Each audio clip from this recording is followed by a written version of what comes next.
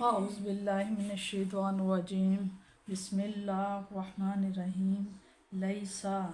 نہیں ہے بی امانیکم تمہاری جھوٹی امیدوں پر ہے والا اور نہ امانیی اور نہ اہل کتاب کی جھوٹی امید پر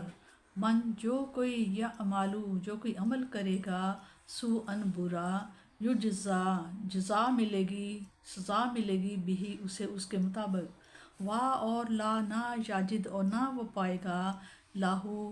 اس کی وجہ سے اپنے لیے من دون اللہ کے سوا یا اللہ کے بغیر کسی کو بھی ولین نہ کوئی دوست ہوگا والا نصیرہ اور نہ مددگار، یعنی کہ کوئی بھی برا کام کرے گا تو اس کا اللہ کے سوا کوئی اور دوست نہیں بنے گا۔ وَمَن يَعْمَلْ اور من جس نے یعمل عمل کیا کام کیا من الصالحات نیک اچھا من ذکرٍ مرد ہو او یا انسا یا عورت وہوا اور حالانکہ وہ مومن ہو فاولئک پس یہ وہی لوگ ہوں گے یدخلون داخل ہوں گے الجنت جنت میں، یہ وہ لوگ ہوں گے جو جنت میں داخل ہوں گے۔ اور لا نہ یظلمون اور لا نہیں یظلمون اور ان پر ظلم نہیں کیا جائے گا، نکیرہ تل برابر بھی ان پر ظلم نہیں کیا جائے گا۔ ومن اور کون ہے احسن بہتر دین کے لحاظ سے ممن جس نے اسلم جھکا دیا اپنے آپ کو وجہہ اپنا چہرہ للہ اللہ کے لیے، اور کون بہتر ہے دین کے لحاظ سے اس شخص سے جس نے جھکا دیا ہو اپنا چہرہ اللہ کے لیے، وہوا اور وہ محسن اور احسان کرنے والا ہو، واتبع اور پیروی کی ہو جس نے جو پیچھے چلتا ہو ملت ابراہیم کے پیچھے چلنے والا ہو، حنیفہ کہ وہ باطل سے منہ موڑے ہوئے ہو، ہر برے کام سے منہ موڑے ہوئے اور ایک ہی طرف متوجہ ہو، واتخذ اور بنا لیا اللہ تعالیٰ نے ابراہیم کو خلیل وللہ اور اللہ ہی کے لیے ہے ما جو فی السماوات آسمانوں میں ہے ما اور جو فی الارض زمین میں ہے، زمین اور آسمان میں جو کچھ ہے سب اللہ ہی کے لیے ہے۔ وقان اللہ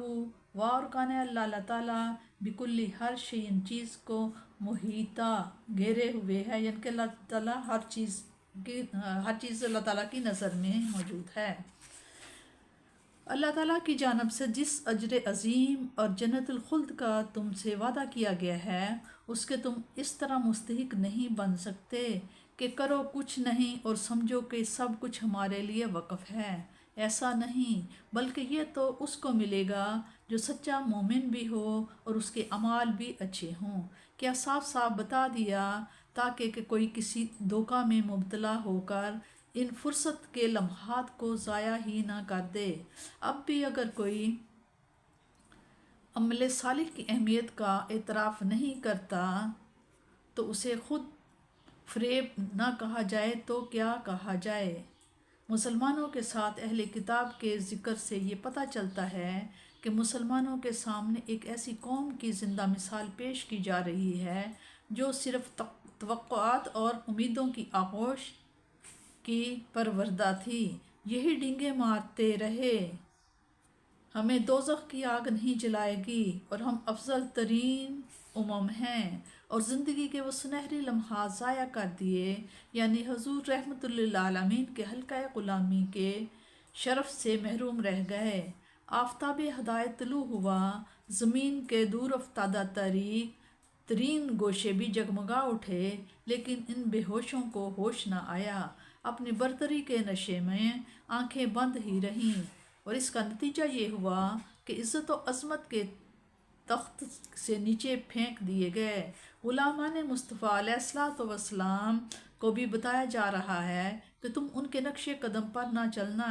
تمہارا بھی کہیں یہی حسرت ناک انجام نہ ہو۔ کاش اپنے آپ کو عاشقان رسول کہلانے والے اس آیت کو بار بار پڑھیں۔ دعوی عشق و محبت اور محبوب کی اطاعت میں سستی اور کاہلی، ذرا غور کرو کتنی بے جوڑ سی بات ہے۔ یہاں اس بات کو واضح کر دیا کہ اعمال صالح کی قبولیت کے لیے ایمان کا ہونا شرط اولین ہے۔ آپ خود دیکھیے، ایک آدمی ایک قطع زمین کو ہموار کرتا ہے، اس سے جڑی بوٹی اکھاڑ کر باہر پھینکتا ہے، پھر اس کی آبپاشی کرتا ہے اور رات دن اس کی نگرانی میں مصروف رہتا ہے، لیکن اس میں بیج نہیں ڈالتا، تو کیا اس کی طویل محنت و مشقت کا کوئی نتیجہ برآمد ہوگا؟ جب بیج ہی نہیں تو ساری محنت رائے گاں جائے گی۔ اسی طرح اگر ایمان کا تخم نہیں تو دنیا جہان کی ساری نیکیاں بے ثمر ہوں گی، اور اگر ذرا دقت نظر سے کام لیا جائے تو معلوم ہو جاتا ہے کہ عمل صالح ہو ہی نہیں سکتا جب تک عامل میں صفت ایمان موجود نہ ہو، کیونکہ ایمان کے بغیر ہر عمل کے پیچھے کوئی پست جذبہ کار فرما ہوگا، مثلا دنیاوی منفعت، شہرت، ذکر و دوام وغیرہ وغیرہ۔ جس عمل کا متحرک ایسی پست چیز ہو وہ عمل صالح نہیں کہلا سکتا۔ صرف ایمان ہی وہ قوت ہے جو ہر عمل کا رخ صرف اللہ وحدہ لا شریک کی طرف موڑ دیتی ہے۔ اسی نسبت کی برکت سے انسان کا ہر عمل صالح بن جاتا ہے۔ اس پر جو نتیجہ مرتب ہوتے ہیں اس سے عامل کی زندگی کو بھی چار چاند لگ جاتے ہیں، اور اس کی قوم اور ملک کو بھی عزت و ناموری حاصل ہو جاتی ہے۔ جو سرتپا اطاعت ہی اطاعت ہو، اور محسن کا مطلب یہ ہے کہ اس سے نیکی ہی نیکی صادر ہو، برائی کا اس سے ظہور نہ ہو، حنیف ہر طرف سے منہ موڑ کر جو اللہ تعالیٰ کی طرف مائل ہونے والا ہو۔ خلیل کا لفظ اس حبیب اور محب پر بولا جاتا ہے جس کے دل میں اپنے محبوب کی محبت یوں بس جائے کہ کسی غیر کی محبت کی گنجائش تک نہ رہے۔ خلہ اس محبت کو کہتے ہیں جو نفس میں رچ جائے، جیسے کسی شاعر نے کہا ہے، اے محبوب جہاں جہاں میری روح ہے تیرا عشق وہاں سما گیا ہے۔ اسی وجہ سے تو خلیل کو خلیل کہا جاتا ہے۔ محبت کا جو مقام محبوب رب العالمین صلی اللہ تعالیٰ علیہ وسلم کو عطا فرمایا گیا ہے وہ اتنا بلند ہے کہ حضرت خلیل کا طائر آرزو بھی وہاں پر نہیں مار سکتا۔